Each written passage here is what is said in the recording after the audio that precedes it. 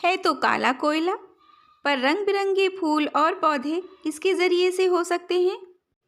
आपके गार्डन की काफ़ी सारी प्रॉब्लम्स ये सॉल्व करने वाला है चारकोल या कोयला।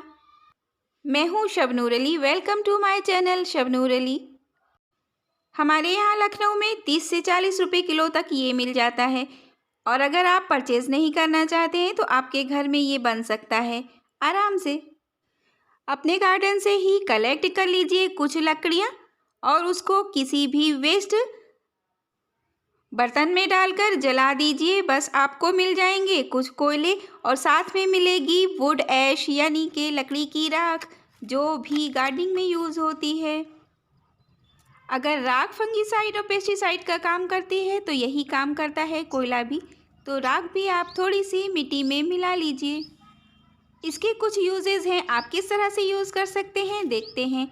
आप पहले तो इसको जितने भी कोयले के टुकड़े हैं किसी भी गमले में नीचे की तरफ ड्रेनेज होल पर रख दीजिए।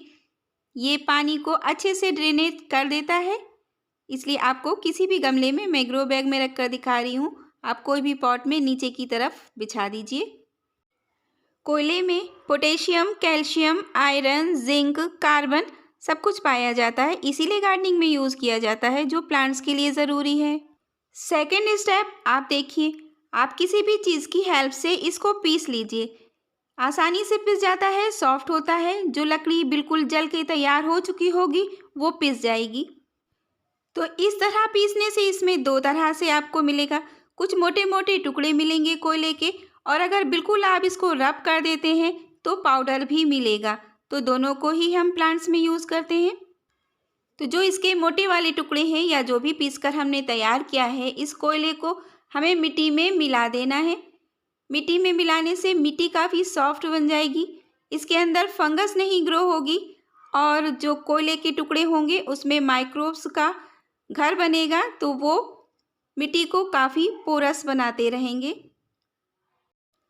कोयले के पाउडर को अब ऐसे गमले पर छिड़क दीजिए जिस पर काई जमी है। ये जो ग्रीन ग्रीन जम जाती है इसको काई कहते हैं। तो ये मिट्टी को आप गुड़ाई कर दीजिए और ये काई हटा दीजिए। अब इसके ऊपर आपको 2 चम्मच के करीब छिड़क देना है प्लांट के आसपास। छिड़कने से एक तो ये मल्चिंग का भी काम करेगा, इस टाइम सर्दी है तो सर्दी से बचाएगा, गर्मी में गर्म धूप से बचाएगा, और बारिश में पानी का जमावड़ा इस मिट्टी पर नहीं होगा, काई नहीं बनेगी, और जो इस प्लांट की जड़ें हैं उसकी ग्रोथ अच्छी होगी क्योंकि एरेशन होगा ना उसके अंदर। छानने के बाद जो पाउडर निकलता है वो आपको एक प्लांटर में डालना है। तो प्लांटर में आप बहुत ज़्यादा नहीं डालेंगे, सिर्फ एक 12 इंच के या 14 इंच के गमले में आप इस तरह से 2 चम्मच डाल सकते हैं। सक्लेंट्स प्लांट्स के लिए ये मिट्टी बहुत बेहतर होती है। कोयले का इस्तेमाल सक्लेंट्स की मिट्टी बनाने में ज़रूर करना चाहिए क्योंकि उसको पानी बहुत कम चाहिए होता है, और सक्लेंट्स को फंगस का भी बहुत डर रहता है, तो ये फंगस भी नहीं होने देगी। कोयले के काम करने का तरीका भी समझ लेते हैं कि हम गार्डनिंग में यूज़ कर रहे हैं तो ये किस तरह से पौधों के लिए वर्क करता है। ये तो सब जानते हैं कि प्लांट्स कार्बन से अपना भोजन बनाते हैं, खाना बनाते हैं। चारकोल एक फर्टिलाइज़र भी है और एक अच्छा कंडीशनर भी है, और इसके अंदर होती है एक खिंचाव रखने वाली ताकत यानी मैग्नेटिक पावर, यानी कि ये गंदगी को अपने अंदर एब्जॉर्ब करता है, होल्ड करता है। पानी को भी ये सोख लेता है।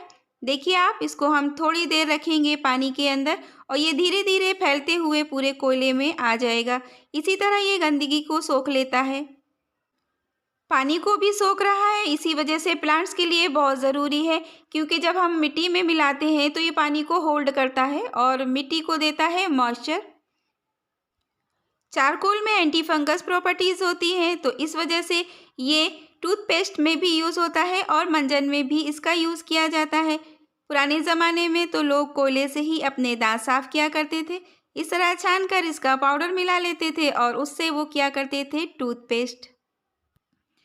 जिस तरह सैंड में, धान की भूसी में यानी राइस हस्क में हम पौधे की कटिंग को ग्रो करते हैं, उसी तरह इस पाउडर में भी हम कटिंग ग्रो कर सकते हैं।